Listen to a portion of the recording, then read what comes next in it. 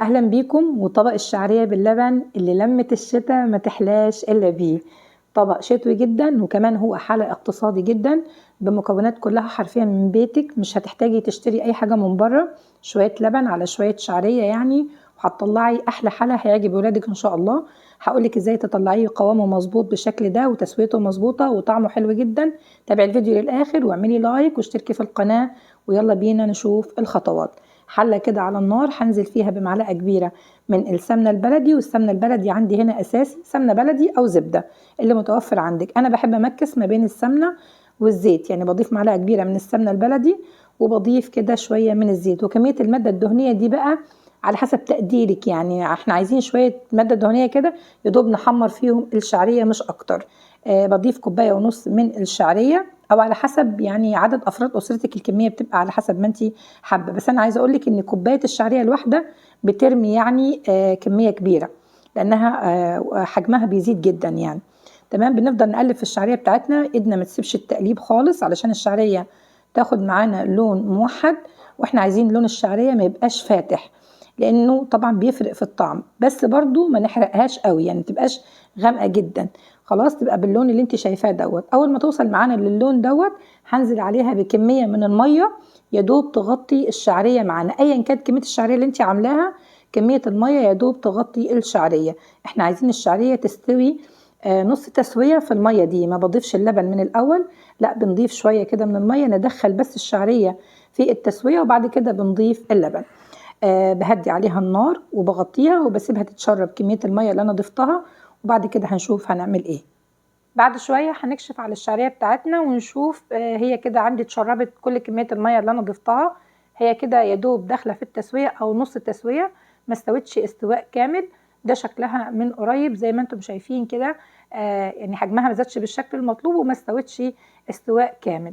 دلوقتي هنبدا بقى نضيف باقي الاضافات بتاعتنا. عندي نص كوبايه من السكر، وكميه السكر حسب الرغبه ولكن مش اقل من نص كوبايه. عندي كمان لتر من الحليب المغلي، مش هضيفه كله، هضيف 3/4 لتر فقط، وهقلب الشعريه وهسيب ربع لتر اللي هو الكوبايه هسيبه هضيفه في الاخر. وطبعا الحليب لو كان بلدي طبعا بيبقى طعمه احلى من الحليب المعلب، ولكن انا استخدمت في اليوم ده حليب معلب. دلوقتي هنبدا نضيف شويه حاجات كده تنكه معانا الشعريه بتاعتنا او تطعمها معانا. هضيف كده معلقه كبيره من قشطه وش اللبن، ودي برضو موجوده عندي في البيت ما اشتريتهاش ولا اي حاجه. بدايل بقى القشطه، لو عندك قشطه يعني جاهزه او عندك كريمه خفق سايله طبعا يبقى عظمه جدا. لو شويه كريم شانتيه باودر، شويه كريمه لباني باودر، كله ده بيطعم الشعريه معانا. يعني لو عندك اي حاجه من دي ضيفيها. بودره الايس كريم برضو بتبقى حلوه جدا. ضفت كمان شويه كده من الفانيليا السايله. وعايزه اقول لك الفانيليا الباودر بتبقى احلى في الوصفه دي من الفانيليا السايله، لان الفانيليا السايله يعني بتبقى نفاذه قوي، وهي مش احنا ما عندناش بيض ولا عندناش اي حاجه يعني. بس انا في اليوم ده ما كانش عندي فانيليا باودر فضفت فانيليا سايله. بقلب الحاجات دي كلها مع بعض وبدوق بقى واظبط كميه السكر. لو محتاجه سكر تاني اضيف على حسب رغبتك زي ما قلنا السكر. اول ما تغلي معايا كده الشعريه ببتدي اوطي النار عليها خالص واسيبها تكمل، اغطيها واسيبها تكمل تسويتها مع الحليب.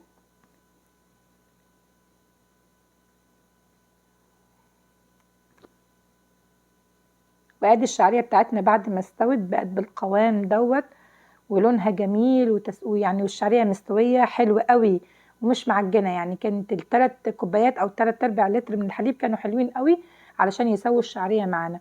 انت بقى يا اما تغرفيها كده زي ما هي، يا اما تضيفي باقي الكوبايه اللي باقيه معاكي من لتر الحليب لو انت حابه قوامها مبقاش سميك. انا ما بحبش اضيف الحليب من الاول، لان اي كميه حليب بتضيفيها والنار شغاله بتبقى يعني الشعريه بتتشربهم.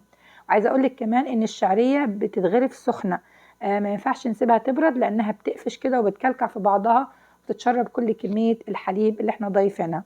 في الاخر كده رشي عليها بقى شويه مكسرات، شويه جوز هند اللي موجود عندك. مفيش اي مشكله، اغرفيها كده في طبق كبير او في اطباق صغيره برضو على حسب رغبتك. يا رب الفيديو بتاعي يكون عجبكم. جربوا الطريقه، ما تنسوش تكتبوا لي رايكم في الكومنتات، واشوفكم في فيديو جديد قريب. والسلام عليكم ورحمه الله وبركاته.